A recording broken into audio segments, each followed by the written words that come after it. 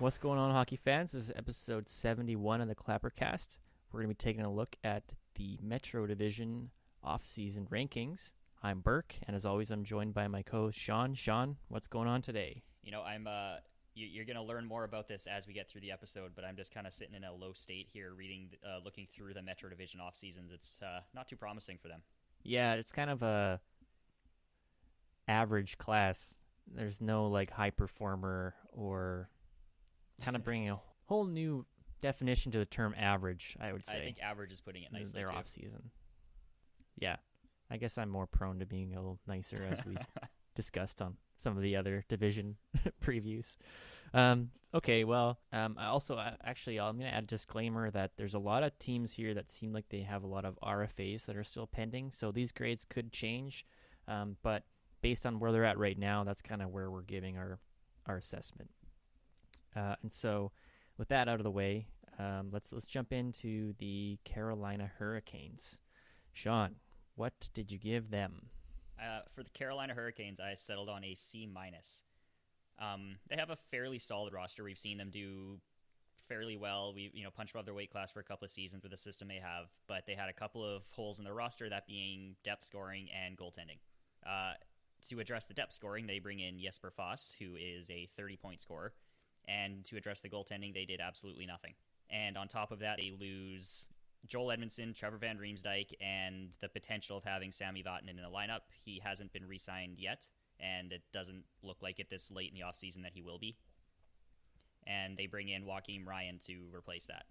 So, the roster isn't significantly worse. I think Carolina has the defensive depth to cover the loss of Edmondson and Van Riemsdyk, but they didn't bring in anything to make the roster better. And especially because one of the main things that was holding them back is the lack of secondary scoring and the inability for the team to have Aho, Teravainen, and Svechnikov play together because they needed to spread that scoring around. They didn't do anything to really mitigate that, so they're not sitting in a much better position than they were last year, which is why they were slightly below average. Yeah, I actually have that exact grade, C-. I have here in my notes, no goalie change, 2 thumbs down, because they were rumored to be in on Holtby and a couple other goalies, and I really thought that they were going to bring somebody in. I just don't know how much faith I have in that tandem, because they've got Reimer and Peter Mrazek. Mrazek, right. And so we've talked about this, but this season is looking to be like a compressed schedule, and so you need kind of 2 serviceable, kind of 1A, 1B is the optimal situation for this season, and it's not quite a San Jose where you've called that the 2A, 2B, but I'd kind of see this as like maybe a 1.5 and a 2. So. I think they could have really improved on that this offseason, especially with the talent that was available, and they failed to do so. And then that defenseman depth leaving the organization sucks, and if Vatanen doesn't re-sign there, that was a kind of a risk because they traded for him while he was hurt, and he never really came back. I think he may have played like 2 games in the return to play or something. Maybe I'm mixing that up with somebody else, but never really saw too much action with the Hurricanes. However, they do still have Vinny Trocheck, so he'll be an interesting addition to the team for a full season.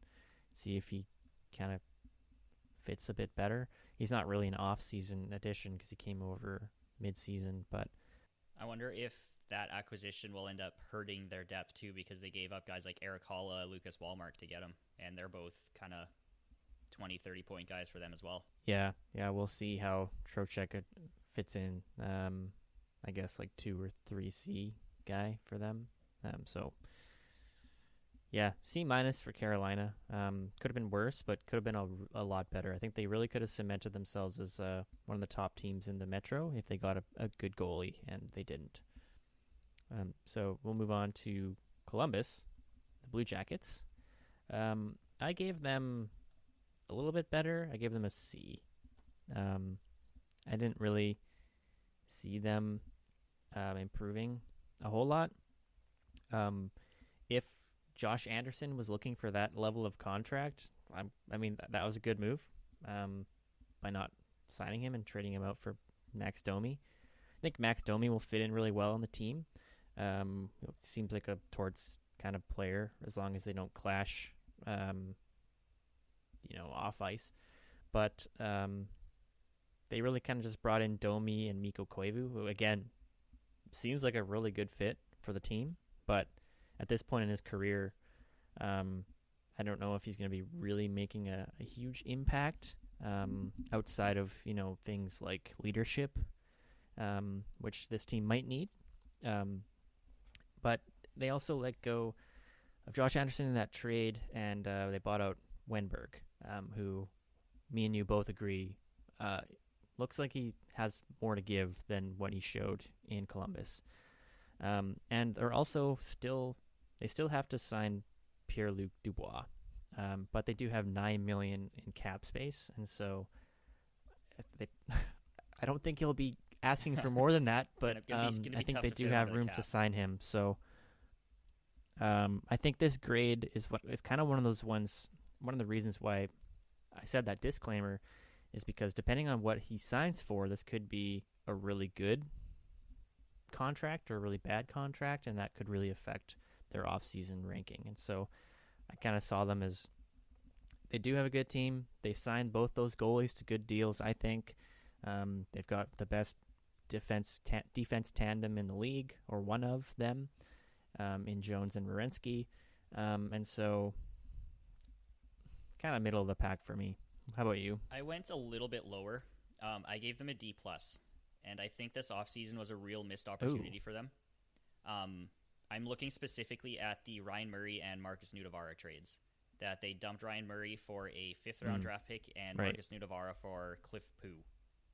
And like that, they freed up a lot of cap space, sure, but they didn't get anything back, and they didn't use that cap space to bring anything in. Now, maybe they were trying to make a big play on someone like Taylor Hall or Alex Pietrangelo, but that didn't work out, and then they just leave it. I think that's just a huge missed opportunity for a roster that could use a little bit of an improvement star power-wise. The trade for Max Domi, I agree with you. I think he's a good fit. He ends up, I think he's only a couple $100,000 cheaper than Anderson, but at this point in their careers, Domi is way more productive than Anderson is, so it's a much, much more valuable way to spend that money. And Mikko Koivu as well. Yeah, I don't know if his knees are going to hold out very well in a Columbus type system, but it's a great leadership guy to bring in as a depth third, fourth line center, and a guy who's probably going to get some penalty killing time. But overall, I think it's just a huge missed opportunity, and I don't think they did anything to really improve the roster. And I honestly think the defense, like, they're okay. They're not going to be bad or struggling because they lost Murray and Nudavara, but I don't think it's better than it was before. I guess one way to look at it is how many games was Ryan Murray really going to play? Good point. Considering he gets hurt for a significant amount of the season every year, which is a shame. I think we've never really seen him develop how it was thought he would. But yeah, I mean, they've got a functional D core. I really think that they're banking on obviously Jones and Werenski to play a lot of the time, but Savard can play a lot of the time. Gavrikov and Kukan have kind of shown they've are serviceable. Yeah. I don't know a lot about Scott Harrington and guys below them. So if there's an injury, I think they could be in some trouble. But we'll see if they have any more cap space after they sign PLD and see if they can maybe bring in another, bottom 3, bottom 4 D-man. I don't know. Yeah, that's a good point with Gavrikov, because I think he's really developed into like a solid NHL middle pairing defenseman. I wonder if that maybe made Nudavara a bit more expendable. That's all I can really think of where him getting on the trade block came from. Yeah, and I definitely take your point about missed opportunity. I mean, how many million do you think gets this PLD deal done? He's 22, had a really good playoff, but kind of like he got 49 points in 70 games this year, 61 and 82 last year. He's probably looking in like the 6-ish. Yeah, like 6.5. That 5.5 to 6.5 is probably. I feel like that's a fair range for him at this stage in his career. Yeah, so depending on what they pay for him, I don't think it'll be close to 9. So they should have some more money to play with. But if they're gonna try and sign Dubois and get a guy like Hall or Pietrangelo, they would have had to have moved somebody else. I think one of the goalies maybe. Something would have had to have gone there. But, I mean, just kind of bouncing off what we were talking about with Carolina, Columbus is, I mean, they definitely kind of missed an opportunity here to improve their skaters, but their goaltending is, I think it's going to be an excellent point for their team this year. Like, there's going to be such a strength if they both stay healthy and they can both rotate in. I mean, it's just guys you have complete confidence in, right? Like it's going to be a real strength for this team. And maybe because they do have those better goalies, they could spend that money on a forward rather than defense. So we'll see. I think, I mean, we're seeing a lot of RFAs that haven't signed yet and UFAs, and so these teams aren't done. They could look a little different when the season starts, whenever that will be.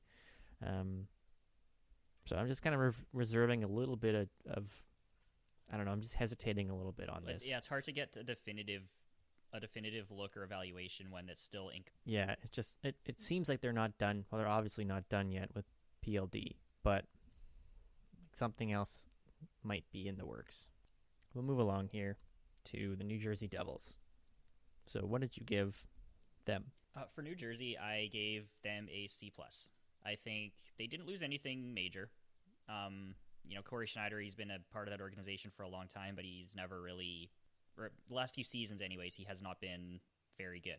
He's been injured, he's been in the minors, he just hasn't refound his game, and, in terms of quality of ice time or whatever, his loss isn't going to make too much of a difference there. They lost Joey Anderson, but they bring in Andreas Janssen in that trade. Mirko Mueller, he's okay-ish, but they bring in Dmitry Kulikov and Ryan Murray to kind of cover the bottom pairing defenseman stuff. And they ultimately bring in Corey Crawford as a backup goalie for Blackwood. And, Crawford's a hell of a good goalie. He's experienced as hell. Ton of great time with really good teams in Chicago. I don't know how much more he has left given his injury history, but at the very least, they bring in a great guy to mentor and train up Mackenzie Blackwood, who showed last year to be probably one of the better goalies in the league in his rookie year. That's going to be a huge point for a huge moving forward for his career. Jesper Bratt and Blackwood, they both need to be re-signed yet. They're still RFAs, but they've got tons of cap space. There's no real issue or concern that they won't get signed. A bit of a question mark move for me though was Lindy Ruff as head coach. I don't know. I feel like he might be a little bit of an air quotes here, dinosaur for today's NHL, but we'll have to wait and see how he handles the NHL, because I don't think he's been a head coach for a few years now. Has he been a head coach since Buffalo? Dallas. Or, I guess, the Stars. Yeah. Yeah, that's definitely a question mark on my notes here as well.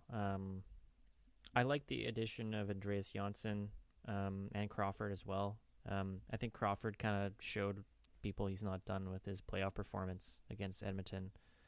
I think he's still got something in the tank, but yeah, I mean, definitely kind of risky with, if he gets one more hit to the head, could be done. But definitely a talented goaltender, someone that can definitely play back up to Mackenzie Blackwood, and yeah, they've got $17 million in cap space, so between Jesper Bratt and Blackwood, that's, I don't know, maybe like not even half that, right? Like that's probably going to be like, oh yeah, 6 at the most. Like Blackwood's had one season, basically, maybe a 1.5. He might get something comparable to Elvis's deal. That would be, yeah, probably. Like that would what be is like 2.8 or something. 4. Oh, okay. So yeah, I mean something comparable to that. But yeah, I like their additions to their defense. Did the PK Subban thing kind of didn't really work out as well as they wanted. And adding in Murray and Kulikov is I think are good moves. And then Lindsey Ruff, yeah, I don't know. That seems weird, but It was a little bit out of nowhere. yeah, I don't know. I think they're kind of on a tangent of rebuilding. They've got a lot of great young players, and they just kind of gotta, keep getting incrementally better. And I think they'll get to where they want to be, but it's going to be a tough division for them. I ended up giving them a B minus. I guess I never even said my grade. So it was a little bit nicer, but it's still kind of a question mark for that Lindy Ruff thing. It's like, if it works out, that's awesome, but if it doesn't, it's I don't know, strange. Okay, well, we'll stay in the general area, and we'll go to the New York Islanders. I'll start on this one.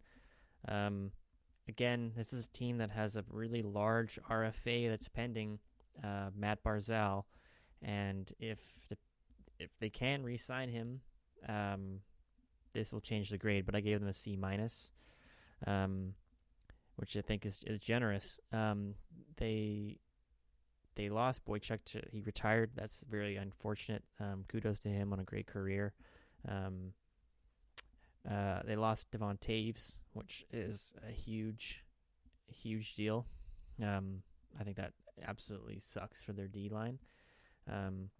It's just brutal there. They didn't just lose D-men. They also lost Thomas Greiss. So he moved out of town, but that kind of opens up a spot for Ilya Sorokin to come in. Metro is going to be interesting. There's a lot of young Russian goalies. Have you noticed that? Yeah. I mean, Washington, Islanders, the Rangers. I think Shesterkin's Russian goalie, right? Yeah, and I think Georgiev is too, right? Anyway, and then Varlamov. So, I don't know. I didn't see them really bringing in anything super significant in this offseason. If anything, really, I think literally their only acquisition that I can find is Sorokin, and he was technically theirs anyways because he was a draft pick of theirs. He was in their organization already. They just signed him. Right. So, on my in here, I just have JG Pajot first full season. So they obviously traded and signed Pajot. So we'll get to see him in a full season for the first time on Long Island. So that'll be interesting to see how he kind of fits into the team a little more long term. It looked like he kind of still had his signature hustle and everything, but plays a little bit deeper in the lineup in there than he did in Ottawa. And then Sorokin, he's kind of highly touted. We'll see how he does. Probably playing backup to Varlamov, but it really comes down to this Barzal thing. So I found this one really hard to grade because it's there's no real additions. There's just people leaving, but Barzal is just a huge part of this team, and they've only got $3.9 million in cap space. That's not going to get it done. So what has to happen here to get him signed? I think they're going to be able to find a bit of cap space out of Johnny Boychuk and his $6 million. I'm not sure how that works on the other the team's end, putting with the LTIR and Robota Island and all that, but they might be able to get a couple million there on top of what's already showing on Cap Friendly, because he's showing in the IR right now. Oh, is that factored in then? Okay. So I think what's on Cap Friendly right now today on November 30th does take that into effect. 3.9 million projected cap space, and so Johnny Boychuk has $6 million. That's on IR. So I just don't know. I mean, Barzal's going to make more money. He's going to want more money than Dubois. So I just don't know how they're going to fit him in there, unless they move somebody else. Andrew Ladd's probably a strong candidate for that to some extent. Yeah, that's probably your number one suspect there. I think they're probably going to be calling Steve Yzerman to do him a solid. That's kind of the guy I think would be on first. He's on speed dial, I think, for some of these teams. What does it take to get that to happen? Because Barzal is not a player that you let go of, so you're doing whatever you can to re-sign him. Yeah. So yeah, especially on a team with as little offenses the Islanders have already, they can't afford their leading scorer to get unsigned as an RFA of all things. You do not want to lose your most dynamic forward when you're not exactly bursting at the seams with that type of player. So yeah, I give them a C-, but it's I don't know. That could be a F if they lose Barzal, or that could be, it can move up to maybe a low B if they sign him. What did you give them? I gave them a D, and that's even if they get Barzal signed, that's staying a D, because ultimately the team's going to be about the same. Like you noted, they did pretty much nothing to improve the team. You talked about the defense and goalies they lost. They've also let Derek Brassard, Matt Martin, and Tom Kuhnhackl go into UFA. So they lose, 2/3 of their bottom line that actually was really good. Maybe not offensively, but they were strong at shutting down other teams. They also let Derek Brassard go, and Brassard was one of their only secondary scorers who had any, production. Most of their guys were putting less than 20 points up. Brassard had about 32. So that's another huge loss right there to a team that already struggles offensively. And, their defense is now worse. They lost Devon Taves. Boychuk's the third pairing defenseman, but he's still a valuable part of it with his play style and his leadership and veteran experience. They also haven't re-signed Andy Green, who was there for a little bit. They're probably going to want to bring him in because now they're looking at Noah Dobson in his sophomore season, his first time as a regular on a third pairing. You're going to want to have a veteran guy like Green there to, guide him in and help, cover the defensive side of his game. And ultimately, like you said, their only key addition to the lineup was Ilya Sorokin. So the roster's worse, and they get a D because of that. If Barzal doesn't get signed, then it goes down to an F probably. If he gets signed, it stays a D for me.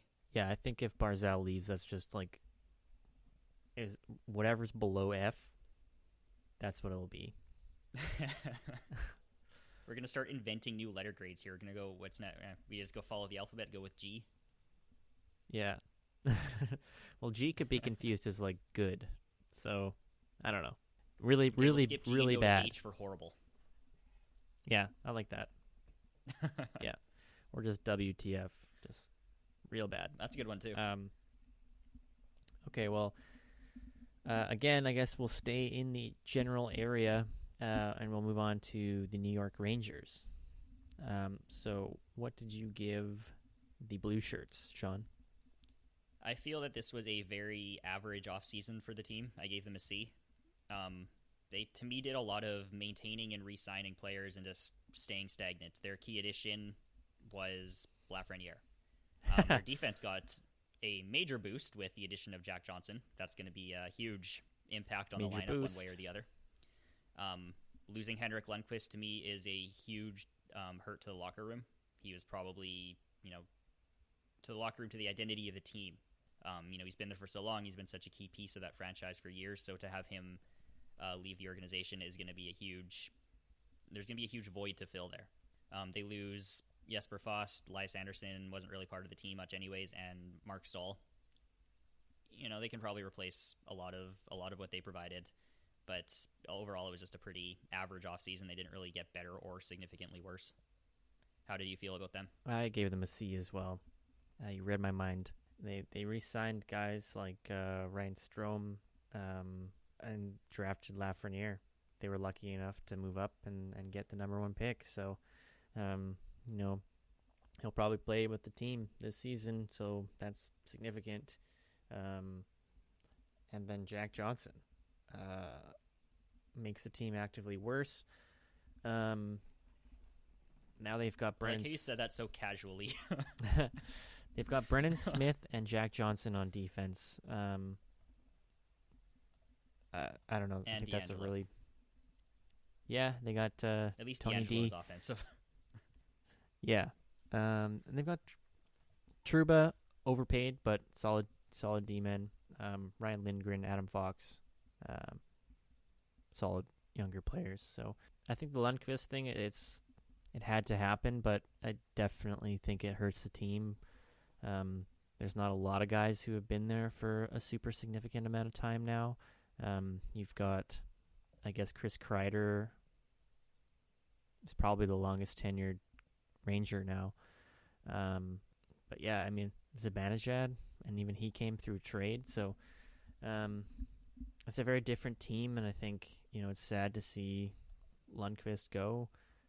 But they did have two younger goalies that were playing better, and Shesterkin is one of those other Russian goalies that is highly touted, and we'll see how he and Georgiev play together. Just of note, I think we've mentioned this before, but the Rangers have $12.9 million in buyout money that they're paying this season. I was just going to mention that. And that is absurd. So 5.5 to Lundqvist, 6.08 to Shattenkirk, and then 1.1 million to Girardi, 300K to Ryan Spooner. And it's just funny to me that that's only 1.3 million more than Panarin makes. So just imagine the amount of players that they could have for that money. But once those all kind of go away, luckily, like 9 million of that comes off the books after this season. They're down to only 4 million for next year. Yeah, so next year they'll have a lot more breathing room, which is lucky for them because there's a lot of contracts that are coming up.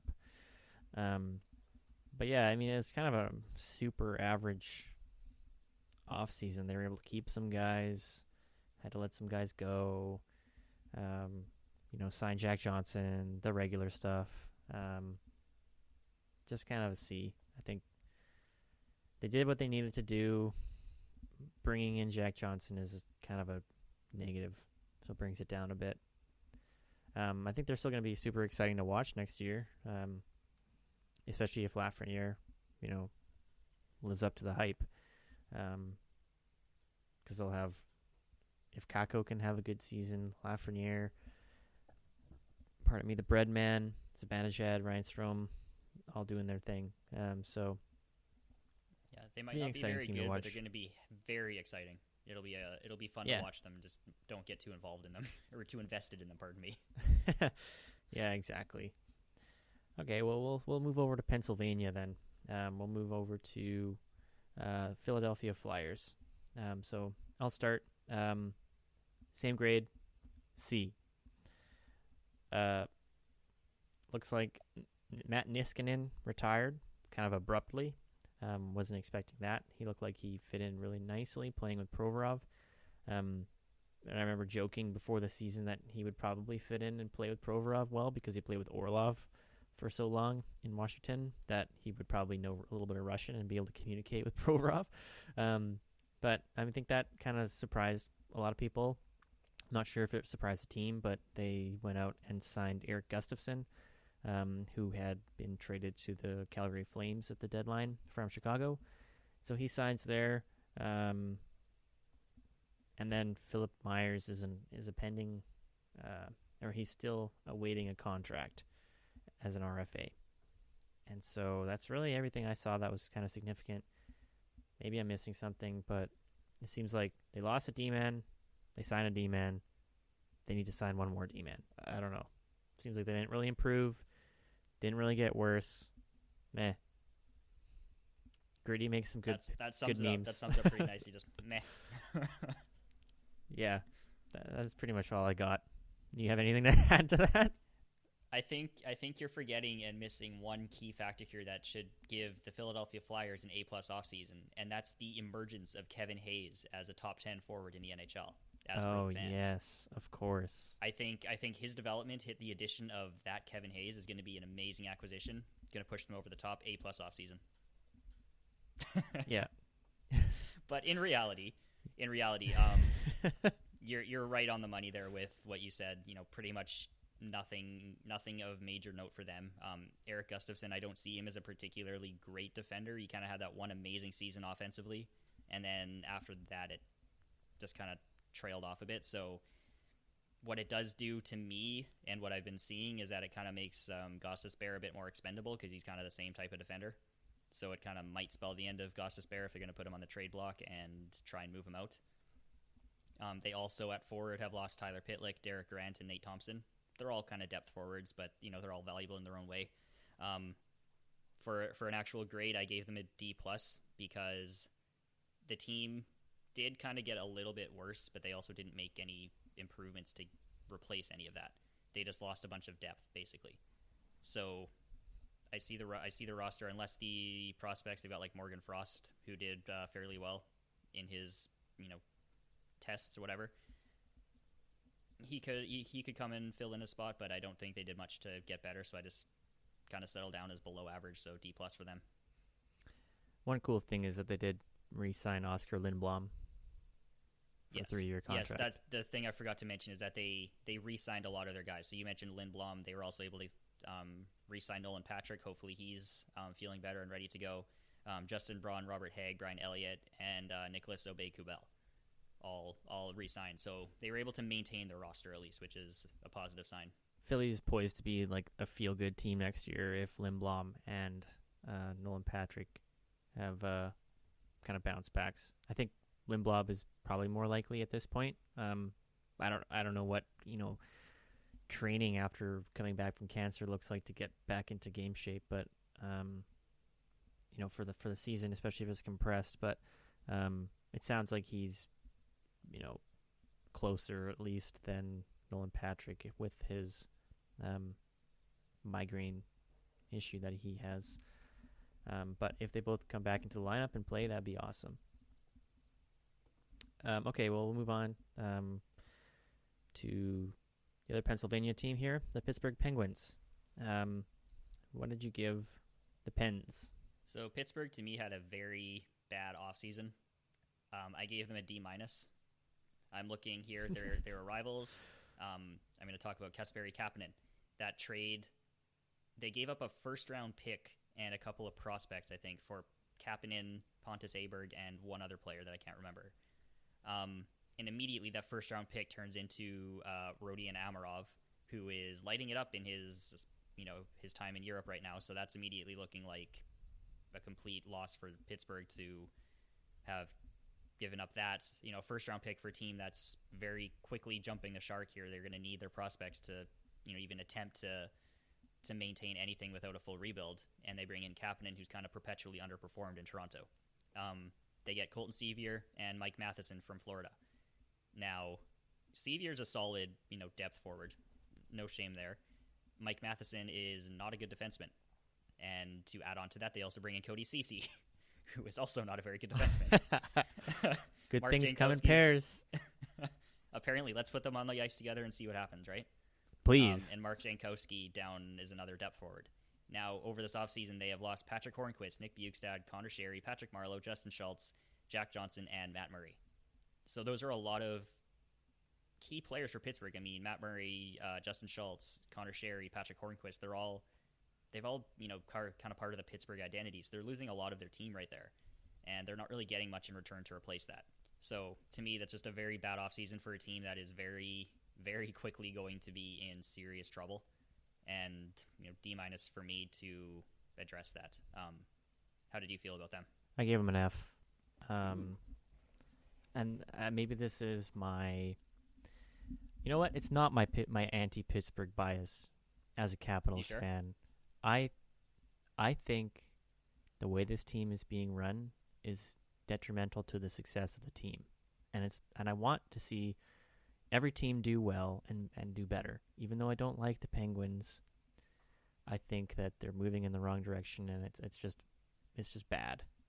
And I don't like the Penguins, but I love Sidney Crosby, and if Crosby won another cup, I'd be happy for him. But I just don't think that they're moving towards that. With the cup window closing, I think they're doing it's almost like they're doing everything they can to make it as challenging as possible to say, hey, remember in 2017 when we won the cup with no defense? Let's do that again. Because they got rid of Jack Johnson, they bought him out, but then what do? They bring in Cody Ceci, who is like almost the exact same issue. They bring in Mike Matheson, who is again like that same level, but also paid more. And so I just don't understand what is going on. I just don't like it. I like it as a Capitals fan, but I don't like it as a hockey fan because it's just like they're clearly not making good moves here. And then that Kapanen thing, he was an original draft pick of the Penguins, and so they traded a first for him when they could have just kept him in the beginning.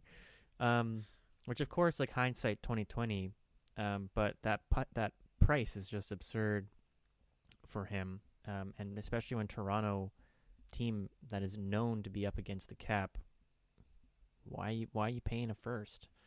So I just don't understand that. The loss of Matt Murray sucks. I think Tristan Jarry is definitely a good goaltender, but Casey DeSmith, I mean, it's kind of that this to me is almost like the Carolina situation. I might have a little bit more faith in Jarry, but I think DeSmith is kind of untested, unproven, and then this season is going to be a weird one, and I don't think you want to be rolling the dice on goalies in a weird season. So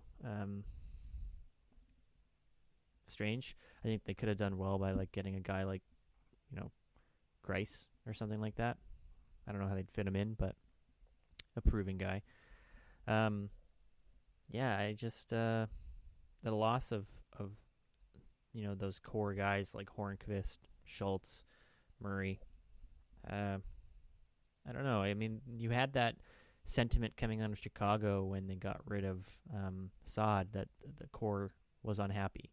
And I wonder if there's any of that going on in Pittsburgh, where there's always that joke where, this guy got signed because Crosby likes him, and that happened with Jack Johnson and stuff. But it's like, well, what does Sid think about these moves?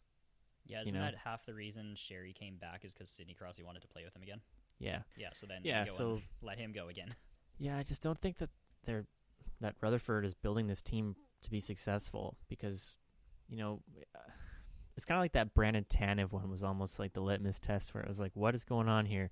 Because you're paying this guy, you give him like a huge contract, no trade clause, term and salary for like a depth forward guy. It's just like, all of those pay bumps that you give people add up, and at the end of the day, you can't bring in the guys to make you more competitive. I just don't like it. Yeah, that's definite F. Going back to where you mentioned about the cap thing with Johnson and Matheson, that Johnson was making $4 million a year, right? I think. So they go and buy him out. Yeah, he was at 1.1. That's his buyout penalty. 3.2. Okay, so he was making that, and then they cap dump him. They buy him out to dump some cap, and then they bring in, like you said, Michael Matheson.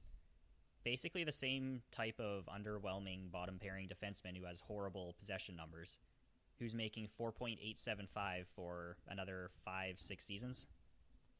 More than Brian Dumoulin. Yeah, and Dumoulin's actually an effective defenseman. Second highest D-man on the team, and Cody Ceci for 1.25.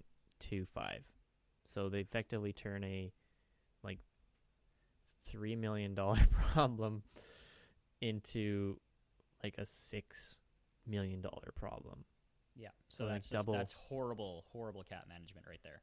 Like, yeah, they flesh out the lineup, and Ceci's a right-handed D-man who got drafted higher in the draft, but it's got to be someone cheaper but better that you could have brought in. I just don't like it. Definite F for me. Just bringing in Matheson, Ceci, and Kapanen for a first, terrible. So, yeah, not happy with the moves that they made as a hockey fan, but as a fan of a team in the Metro, I'm okay with it. See, there's the bias coming through. Yeah, there it is. I just want to let it be known that it's not just my dislike for the Penguins making me want to give them an F. Like, oh, Penguins, F. No, it's the moves they made make the team worse, objectively. I'm pretty sure we could find the stats that prove it. Yeah, definitely. There's definitely some advanced stats for Matheson and CC out there. Not happy. Okay, well, let's move on then to the team that I am a fan of, Washington Capitals. I gave them a C+. They brought in Henrik Lundqvist. They brought in Trevor Van Riemsdyk. They re-signed Brendan Dillon. They signed Justin Schultz. And they brought in new head coach Peter Laviolette. What did they lose? Most notably, they lost Braden Holtby and Kovalchuk. There's a few other guys who kind of were in and out of the lineup a little bit that they lost as well. Like Travis Boyd. I think he signed with Toronto. I always liked him. But, yeah, so they added Justin Schultz for $4 million, re-signed Brendan Dillon for $3.9 million, and Trevor Van Riemsdyk for $800K. And so they kind of, on paper, they shored up the D. But I think we've spoken to this a little bit before when we were talking to the Hockey Minute guys. We see like Schultz is kind of a weird addition to the team, kind of like a John Carlson light. Maybe a little bit on the expensive side, but if he can play power play too and kind of walk that blue line a bit and play more like he did a couple seasons ago for the Penguins, I think it'll be good. But if he continues to kind of slide down in his numbers, not looking forward to that. But I know I did mention this before, but now they've got 1, 2, 3, 4, 5, 6, 7 defensemen on the roster here that are 29 or 30. And so that's a good place to be in right now. But as those guys get older, slow down, not so great. And so I'm a little nervous about that, and I'm also sad about Holtby leaving. I liked Holtby. I'm happy that he's on the Canucks. But he was the guy. I'm sad he had to leave town, but I understand it. Ilya Samsonov is the guy for the future. I'm just nervous about the goalie situation in the defense, Sean. I'm really nervous. If Samsonov doesn't pan out, what do we do? And then Henrik Lundqvist is here for a year, so yeah, that's not a big risk. But this is probably his last contract in the NHL. Based off his career trajectory, yeah, he probably only has a year or two left at the most. So Samsonov hurt himself in an ATV accident and didn't play in the qualifying round or the first round this year. So if that significantly impacted his ability to play hockey, I don't really know what the Caps are going to do about that. But yeah, I'm nervous. Forwards are kind of the same as last year. So confident in the forward group.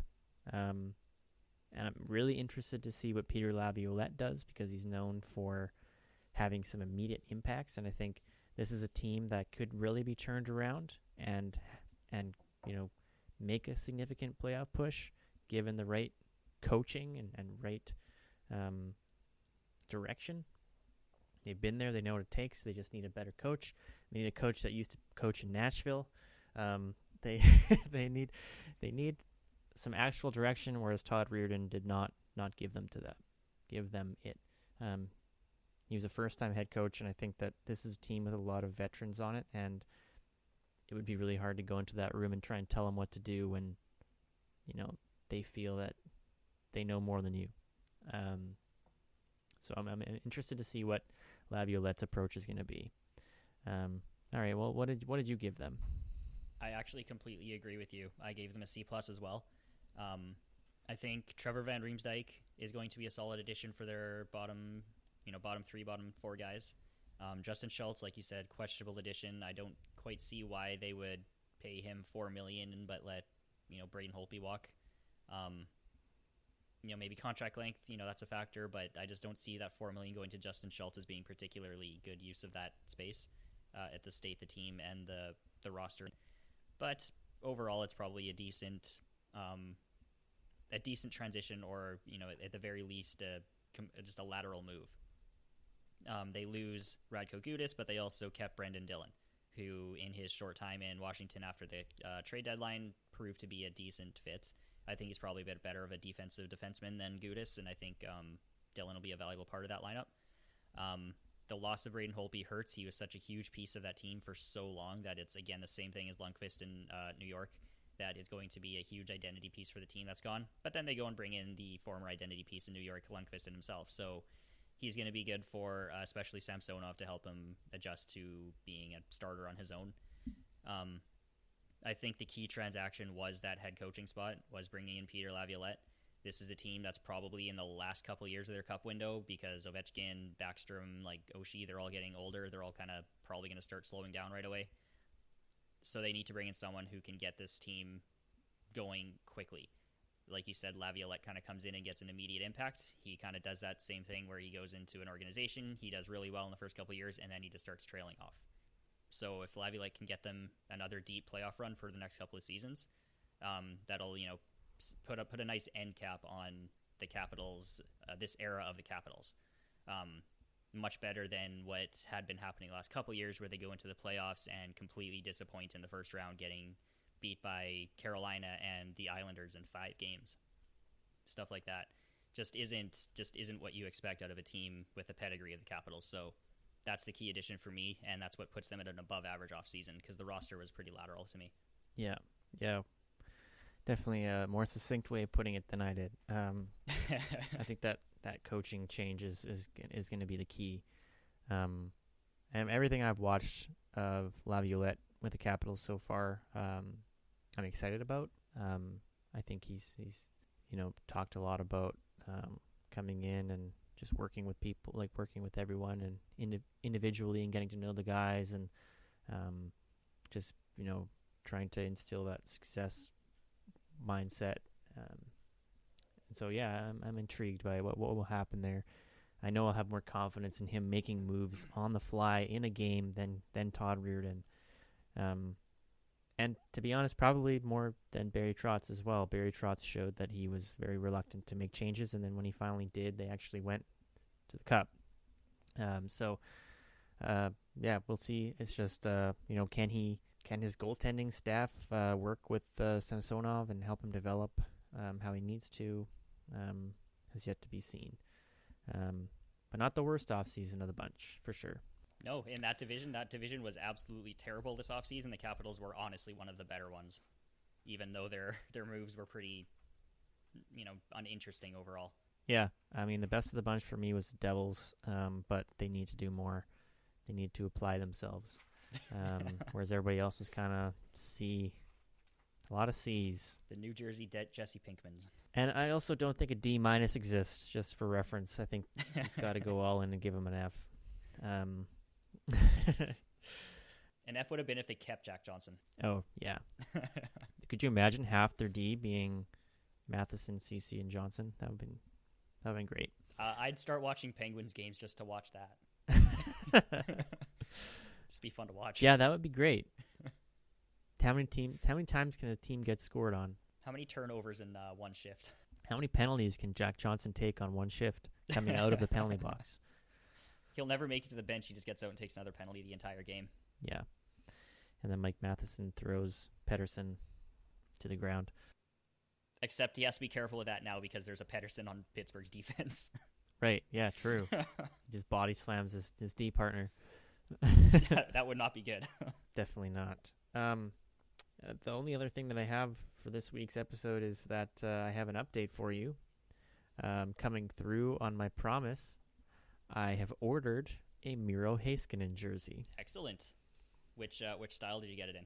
I got the Victory Green jersey, so the home, and I got it with a Stanley Cup Finals patch on it. Oh. Because splurging there. Why not? Yeah, they were there. I I was tempted to put a C on it or an A. Might be getting ahead of yourself just because there. I think he'll be one. Yeah. Yeah, I put the order in a couple weeks ago, and it's gonna be made this week. So that's exciting. The That Adidas is. Victory Green with the Stanley Cup Finals patch. So I'm excited about that. We'll have to feature that for a week in one of our episodes. Yeah, it'll be on the Instagram stories. My the nicest jersey I've bought. So I'm excited about that. I'm true to my word, Sean. I just had to wait for a sale. You'll get there eventually. It'll be worth it. Yeah, but it's inspired me to want other jerseys, because as soon as I ordered that one, I was like, you know who else was a really good defenseman? Nick Lidstrom. Yeah, that would be a good jersey to get. Yeah. You're just gonna have a collection of great defenseman jerseys just on your wall, just hanging. Yeah, I'll have my Ovechkin jersey and then just a bunch of D-men. Be like, no one compares on forward.